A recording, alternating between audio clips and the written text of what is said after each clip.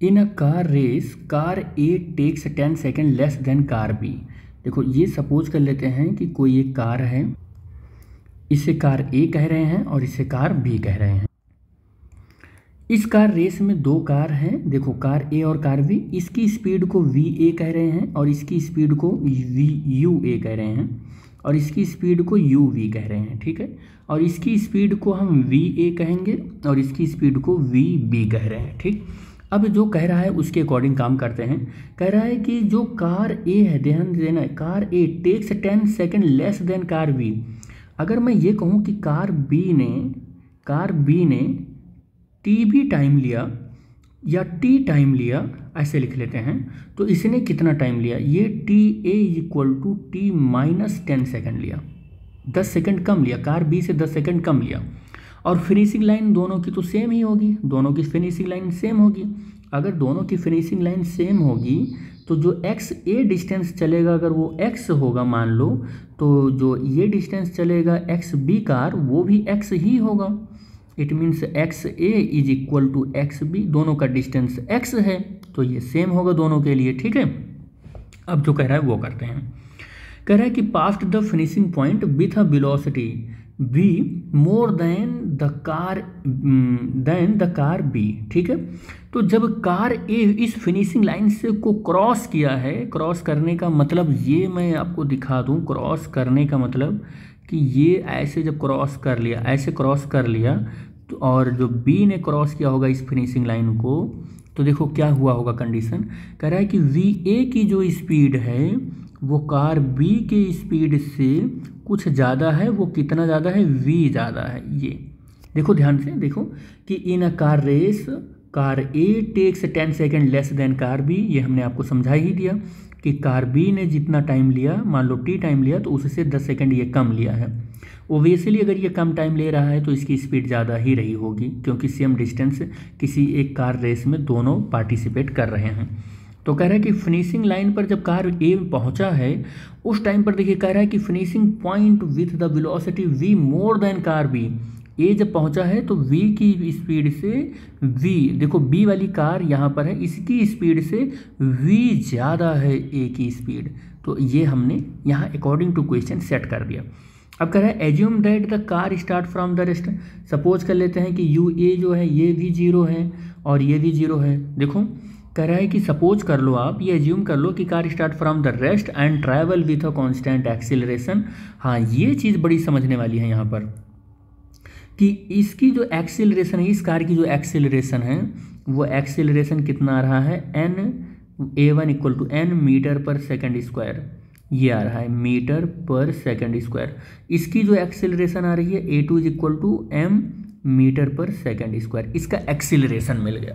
अगर इसका एक्सीलरेशन मिल गया तो एक काम और कर लेते हैं। एक काम ये है कि इसने कितना डिस्टेंस ट्रैवल किया ये देख लेते हैं। अच्छा, इनिशियल स्पीड अगर जीरो है तो S equal to U T plus half A T square रखोगे ना, तो यहाँ पर एक बहुत कॉमनली स्टेप आपको लगेगा कि जीरो हो जाएगा, यानी कि दोनों कार की इनिशियल स्पीड जीरो है। That's why here the second equation of motion will becomes A T square, S equal to half A T square, ये आ जाएगा।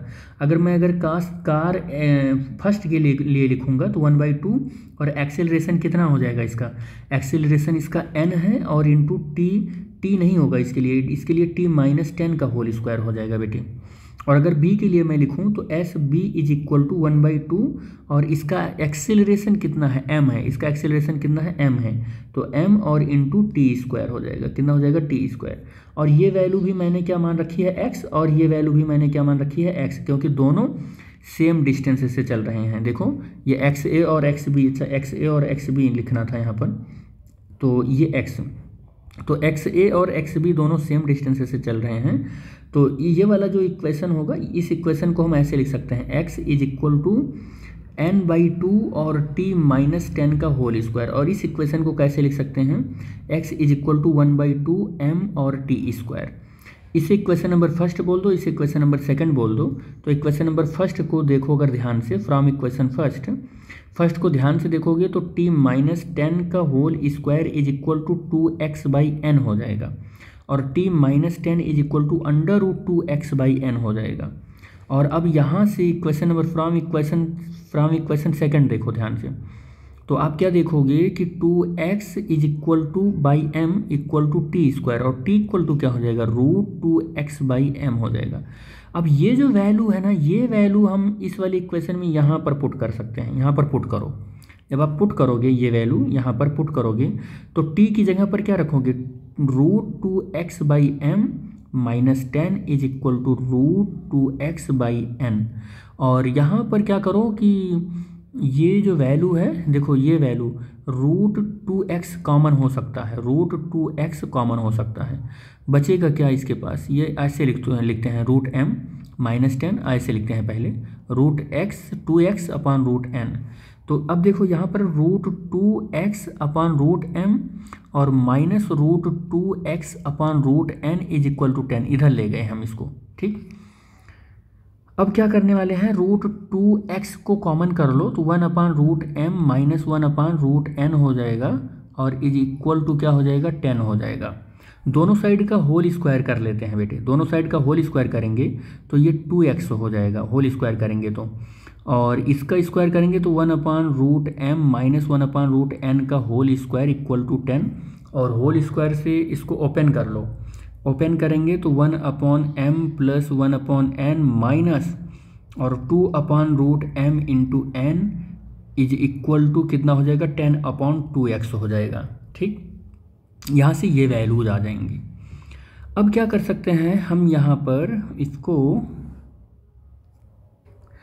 होल स्क्वायर से ओपन मत करो, इसको होल स्क्वायर से मत ओपन करो, देखो काम बन जाएगा। कैसे बनेगा, देखो यहाँ पर हम इसको क्रॉस मल्टीप्लाई करते हैं तो √n माइनस √m और अपॉन में क्या बनेगा, ये हमको मिलेगा √m इंटू n का होल स्क्वायर, ये मिलेगा हमको इक्वल टू 10। देखो बड़ा सुंदर सा अब हमको हमारा काम बनता हुआ नज़र आ रहा है, ठीक है। अब देखो यहाँ पर ये वैल्यूज तो मिल ही गई, तो हम क्या कर लेते हैं कि √n माइनस √m और अपॉन में √m into n is equal to, अच्छा दोनों साइड का मैंने यहाँ पर क्या किया था, स्क्वायर किया था, तो ये 100 हो गया था, ये क्या हो गया था 100, तो ये 2 से कैंसिल करेगा तो 50 अपॉन x बनेगा ये, ठीक है। अब देखो एक काम और कर सकते हैं हम, देखो यहाँ पर क्या कर सकते हैं, ये वैल्यू को देखो VA इज इक्वल टू, देखो क्या है, VA is equal to VV plus V है, और VA की वैल्यू आप देखो, VA की वैल्यू आप कैसे निकालोगे, देखो इस इक्वेशन के लिए VA की वैल्यू कैसे निकालोगे, थर्ड इक्वेशन ऑफ मोशन आपको याद ही होगा, तो VA square equal to UA square और प्लस 2A और क्या हो जाएगा, और हो जाएगा x हो जाएगा। लेकिन यहाँ पर आप देखोगे दोनों के लिए इनिशियल स्पीड 0 है तो ये टर्म 0 हो जाएगा, तो हमारे पास केवल इक्वेशन 2AS आ जाएगा, और स्क्वायर इधर हटा के हम रूट ले लेते हैं, और a की जगह पर देखो क्या हम लिख सकते हैं, a की जगह पर 2AS, तो VA की जगह पर देखो हम क्या लिखने वाले हैं 2, और A की जगह पर n हो जाएगा और S की जगह पर x हो जाएगा। इसी तरीके से इसके लिए अगर मैं लिखूं तो VV is equal to 2m into X हो जाएगा, क्योंकि इसका एक्सेलरेशन m है रूट में। ये दोनों वैल्यू यहाँ पर पुट करो, A की जगह पर क्या पुट करने वाला हूँ मैं 2 और n इंटू एक्स, और B की जगह पर क्या पुट करने वाला हूँ ये वैल्यू, तो ये हो जाएगा 2m इंटू एक्स और प्लस V।